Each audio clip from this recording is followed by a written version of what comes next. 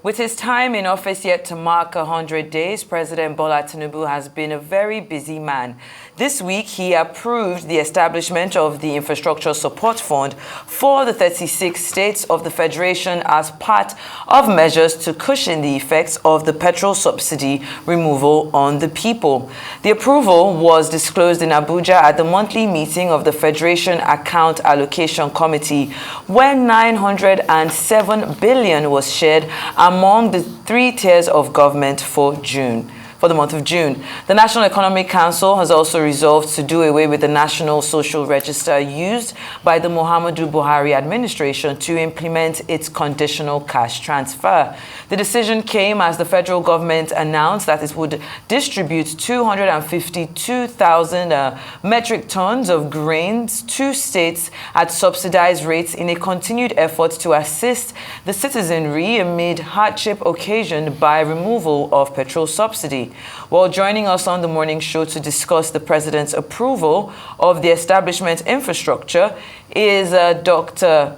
Sam Amadi. Welcome to the morning show. Thank you so much for being here. I appreciate you. All right, then. So, yes, so let's go straight. So I just want to know what your thoughts are. I mean, 907 billion naira being pushed out for this, infrastructure support fund, coming at a time where there's also been this clamor for the lack of integrity for this social register that we know was a copy and paste, from the Buhari administration and now being used by Bola Ahmed Tinubu. Do you think that maybe this is something that should have been looked into first to make sure that the people that need this funding, the people that need this succor actually get it? Dr. Sam. Well, thanks very much. I think first, let's start by saying there seems to be conflation.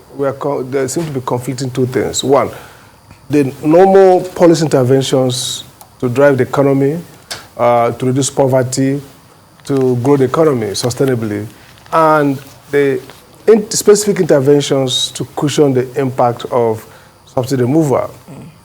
First, you talked about, clearly this should have been done before. I mean, the fact that the government is doing as it's running suggests that maybe there was no system-wide coherent planning before these actions, because since the removal of subsidy, we've seen reversals. First, we are ready to start disbursing the Buhari negotiated and, of course, conceptualized intervention. And now NEC says, no, that list is crazy. But again, if there were no outcry, that list probably would have been used. But now, so the question is, before you start rolling out, removing the subsidy, we would have assumed you would have thought out about interventions and then asked what are the tools, what are the framework we're going to use to deliver intervention, and then you test run them. You kind of do stress tests. This is the quality check. They are credible. They are ready to be used. And then you map out timelines. You're going to announce today, you're going to start this, get this, and maybe by a couple of weeks, people start seeing their check, or some of the social interventions begin to manifest. So there is clear evidence that there was no serious preparation and planning to lead to this, to the momentous policy decision and declaration, and now we are making it up as we move. Again, back to the infrastructure fund, the two questions arise. One is it a federal intervention that they're going to set up? So the federal government has approved, set it up by states. So is it federal? Or is this state initiative? Federal government is conceiving and advising states to lead on infrastructure funds. Second, what's the legal framework or policy, strong policy framework for these intervention funds? Clearly, infrastructure development is critical to economic growth, and depending on what infrastructure you are emphasizing, to poverty reduction. But the critical issue is always about design, concept, what intervention, what infrastructure you're talking about, and what the time lag. Some infrastructure, road, rail, airports, and all that would have long time lag to make a dent on livelihood of the very poor, what we call the ultra poor. But again, Some, like access to education, access to water, access to sanitation, would make impact almost immediately. So the question is, what infrastructure, what design? Is there a national grid around which states can now, adapt and deliver as fits their condition and context? So a lot of this has to be worked out. And then back to the social register, it's amazing. If you look through the social media, you see the Buhari people fighting back, say, look, that register was credible. That register went to a methodology. That register was done with the World Bank and other technical support. You should have optimized. You should have found a way to supplement, optimize rather than dishing it, and now go into the whole hog of developing. And from my own premise, I would argue that, if I look at the federal state performance in terms of transparency and accountability, with all the corruption and all the lack of transparency and accountability in the federal government, it's actually was more so in the states. Evidence shows, if you look at conduct of election, we might, attack INEC for all their massive failures. But again, if you look at state INEC, what did they do? So that the states are more captured than even the federal government. And so the question is, what competence and what integrity process are we going to now, do the states have developed now to assure us that at a macro level, we're not micromising corruption and political capture? So we move from the federal and access to develop their own register. An assumption is that the states, because of proximity to the people, would really use that register to capture the people who ought to be captured. So I'm skeptical that that's a good idea. Experience shows from other countries, from Syria and Brazil, that when you federalize anti-poverty intervention, so the federal government designs it, the federal government become like a oversight over states that are going to implement. You create a more effective accountability framework. So the federal government designs, outlines the criteria for this register, puts the conditions and order together, the states deliver under federal guidance. That makes for effectiveness. And going by our own political economy, I think that the states are more suspicious or are bigger suspects for politicizing those interventions. Again, on this point, I think what's also missing is the definition of accessibility and eligibility. It's really a failure for the National Assembly to even appropriate by law 500 billion without writing into that law basic intelligible principle as to what they're trying to capture. If you look at the analysis of the social impact and economic social impact of subsidy removal, you have to categorize who's affected at what level. The poverty bracket is a mixed bag. So you have to disaggregate them and say, this is the persons who are targeted, and this is the qualification to access XYZ entitlement. That's missing in all this arrangement. All right, Dr. Amadi, I mean, what's your reading of the way that the Tinubu administration is moving at this point? It's still barely 60 days, into the administration.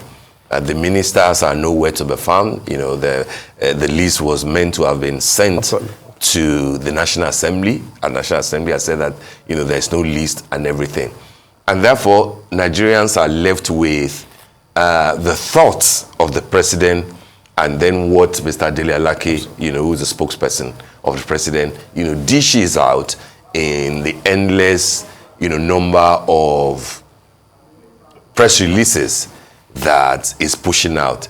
Is this about the fact that there's no cabinet in place yet, and there's no robust thinking, around the president at this time? Or will you think that the president enjoys the fact that he is able to dish out his own convictions before other people who will superintend over different ministries come in? Because, infrastructure fund, how long will that endure when the cabinet is formed and different ministers, are saying that this is what is actually needed in different areas? Are we on the right track, or we're just window dressing, basically? I think the preface is that it's still early as the tenure goes. I mean, less than up to 3 months or 4 months in the game, so to say. So from May 29 to today. So we can say it's still early. But again, the morning shows the day. There are things I would like to say. First is that it's always good for the new government to define itself properly before it gets officials on board. So it makes sense, and that's why you have the manifesto, and beyond the manifesto, you have policy documents that are prepared. Look, on paper, Bola Tinubu should be the most prepared because he has longed for this job. He has been in the corridor or balcony of power, pushing in people and watching as they air or as they perform. So if he is still as he is, he ought to be really ready day one. Whether his policies are the right ones or not will be a question of assessment post those policies. But again, you're going to see a level of coherence and coordination that suggests that this person is ready. But what we are seeing is reactive governance. So you remove subsidy, then the politics catches up with you, then you fall back on existing intervention, the palliatives, the money transfers, and then the politics catches up again. You realize that you now dish that list, that you now create something called infrastructure fund that has no form, essentially. Is it by law, by policy, no framework? We had the infraco of Buhari when the governor of Central Bank and others put together an infrastructure behemoth that will drive PPP on infrastructure development. So what is this infrastructure fund? Is it a financial policy for states to dedicate certain amount of windfall to infrastructure and then decide how to do? So basically, what is clear, as Adebayo, the presidential candidate of SDP, once said on Arise News, that look, we've not seen evidence of a thinking government. That may be far-fetched, but that's what it looks like. Coherence. Again, the notion also that even if we are not ministers, I believe that presidential government is built around the president and the policy team. You see, people forget that the Constitution says the president can do any of these jobs by the minister or any other public official. The bureaucracy exists, which is the ministries, the PAMSEC, the directors. These constitute government. My experience with Buhari, actually, I was in government when Buhari took over. And I watched as a new government isolates itself from the federal bureaucracy. You take over all the government as apparatus, as a bureaucracy.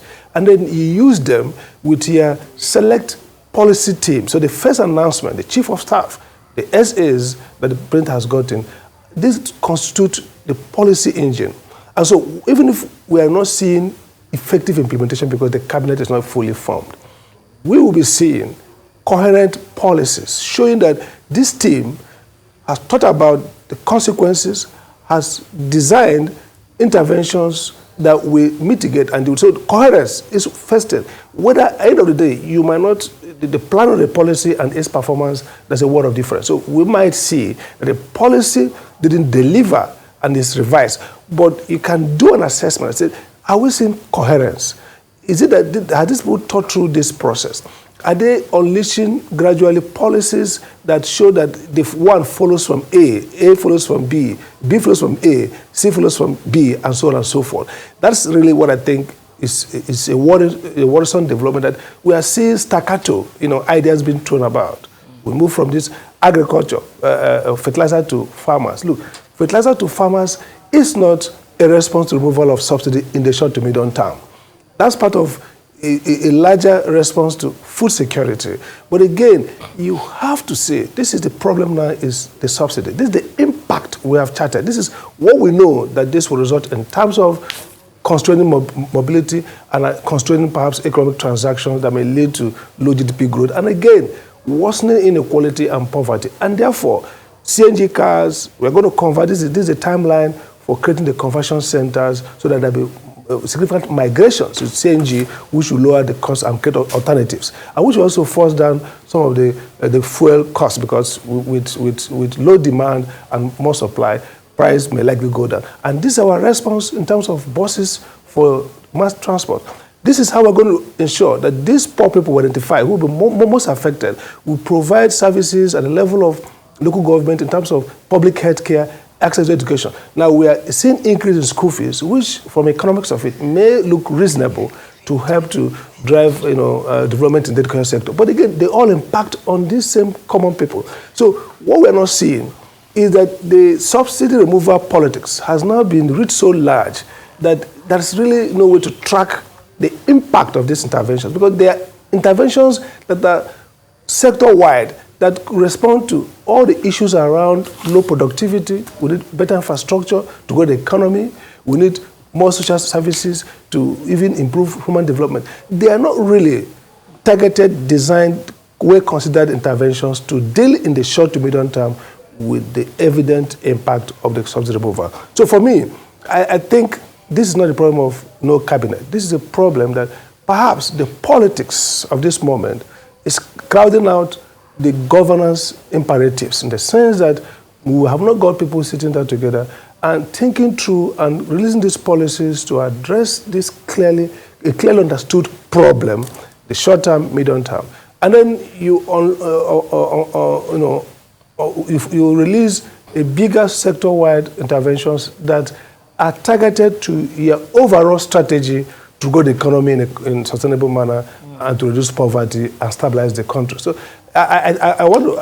for now, I think the government needs to drop, kind of slow the speed in which they are hitting the ground running, because they are really running barefooted, running in maybe a zigzag manner, and basically not getting to the finishing at the time and the speed they need to. That means they need to definitely go back and have their laces tied, Dr. Amadi. But given the significant sum of the 907 billion supposed to be shared among the three tiers of government for June, and as well as the distribution of this 252,000 metric tons of grains to states at subsidized rates, there is now a focus on how this infrastructure support fund will be adequately managed. A lot of people, especially following the COVID period, actually see palliatives as a bad thing. So, addressing the pressing infrastructure needs one of all the states of the Federation is one thing. But how do you ensure, how do you reckon that we ensure transparency and accountability in the allocation and the utilization of these funds so that it genuinely benefits the intended recipients? Because a lot of Nigerians are looking at these big, sums of, a lot of money that is being shared among the three tiers of government and thinking, oh, it's never going to get to us. I think the way to do that is write clear rules. You see, if countries like the US that have established more transparent institutions and, more accountable, even by virtue of political pressure, more accountable public administration, continue to write rules. If you look at the COVID, the US CARE, the Act itself, it's big volume. Everything is written down. How to, entitlement, disbursement. So if you look at these interventions, if you go to the states, the problem with Nigeria is that we are running a system where constitutionally states ought to lead in many of these development interventions, which is their constitutional right. At the same time, you have a national economy where much of the revenue comes from centralized economic management. And then you don't link together that economic reality of a mono-centralized economy in the majorly with the political reality of a federalized state. So if you don't have an intelligible link, meaning that the government should use rules, clear rules, to enforce performance at the local level. So there's nothing wrong in states, having these funds to drive up whether it is human development or infrastructure. But the problem is, do you have clear rules that are enforceable about use? So I would err, in spite of being a federalist, I would err on having more federal government intervention in terms of imposing reasonable rules that constrain discretion. Now, I hear many state governors argue, including Professor Soludo, this social register is bad, we are closer to the people. That assumption that they are closer, but we know that the politics, even of macro political setting in most of the developing countries, including Nigeria, is that the perverse incentive to select political loyalists is always there. So what controls it is clear rules. I think the problem is that we have developed this idea that every time we go to NEC, and then governors come, they identify a problem, and then they make very pious declarations. They assert their power as governors and make decisions on how things go. But there's really no focus on writing rules that should guide those actions. And that's a problem where you create something like FEC. I mean, ordinarily, NEC shouldn't be, in my view, a legal legislative body. It should be more like a forum where people discuss and chat. There should be structured, rule-based approach that tells us what should be done at what time. We need to reconsider this collaborative governance so that the federal government is clear, so it's not always pushed by politics, because oftentimes the governors come, they are very powerful, the president needs their support either for possible runoff or whatever is going to happen in the political terrain, and then they extract more control. And then there's no corresponding constraint, drawback, guideline, rules that constrain how they utilize those resources to address those problems. So I want to see more strategic, deliberate, and managed process in all these interventions. Write the rules, set up the clear structure for it, define what ought to be done, how to monitor and evaluate what is done from time to time, and how releases or financial transfers follow processes that establish that those are done. Leadership development is managerial. You have to have effective control of that process, not from a point of view of bottling your power or dictatorship or authoritarian rule, but from the point of view of deliverability and viability. You have to be sure that we know what we have proposed to do, and we have control to show that those things will be done. And so my worry really is we need this infrastructure funding. We need all kinds of mobilization of funds to intervene in the economy in the way that benefit the poor and boost economic development. But again, the failures of the past tells us that oftentimes, if we don't write clear rules and create process and incentives that ensure that those things get done in how it is designed, then probably we are burning the candle at two ends. We are taking money away from the federal government, probably, who would do more efficient work with it or less waste with it, to states that will basically filter it away. We don't get the development, at the same time we lose those funds. So I think we need to be less political in how we approach development, and more technical, definitive, and basically rule-based. I don't understand why we wake up in the morning, announcement about these policies, look at the social register we throw away. It should have been defined by law, processes, how do we get it done, and you do it in a way that everybody knows that it's reliable and credible. Okay, Dr. Amadi, I mean, I like the fact that you touched on, very briefly, the way that the governors seem to be exerting power, at FEC. And now a decision was taken on the 907 billion, and then they need to save almost $1 trillion and everything. But you are saving on behalf of the 3 tiers of government. There is no single local government chairman, represented in FEC, but you are taking decisions on their behalf. What would be your approach and advice to this administration as how to deal with the powerful governors, 36 of them, who tend to want to dominate and control things, to the detriment of local government and the people, at the grassroots? What would be your advice to the president? Briefly, sir. I think, very briefly, I think it's very difficult to, give a viable advice. First, the political economy is so designed that presidents may need to rely on these governors. That's number one. Number two, if you look at our constitution, the constitution gives so much economic responsibility for the local government, on the presumption that local government will be the site of the kind of economic activity and infrastructure development that will address poverty, multidimensional poverty. And it talks about it being democratic, but across the country, these local governments are appendages to state governors. Under Obasanjo, there was a law that tried to create a federal oversight of this joint account. The Supreme Court struck it out.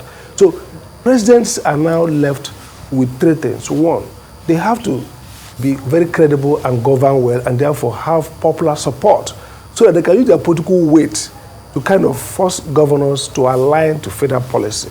2, they also must learn how to link the federal fund to behavior at the local level that are going to be both democratic and developmental. So the federal government can use its power of the purse to incentivize the states to behave well. But thirdly, a president who would need the state governors to do a lot for you in a dark way or in an illegal way to show up your political standing will be less inclined and less capable of forcing them to do the right thing. So we are trapped in a misaligned political environment where the requirements of economic development are disaligned from the requirement of political survival. So like in China, we saw what the Chinese government did. The central government had to incentivize the state government, the regions, to deliver on development, do what we want, and do the rest of what we want. And so you see those divergences in the regions in China, but you see each of them achieving a strategic, federally designed economic development with local divergences. It's a government that is strong in the right way, that can impose those imperatives on state governors. All right, Dr. Sam Amadi, we want to thank you very much for joining us on the morning show today.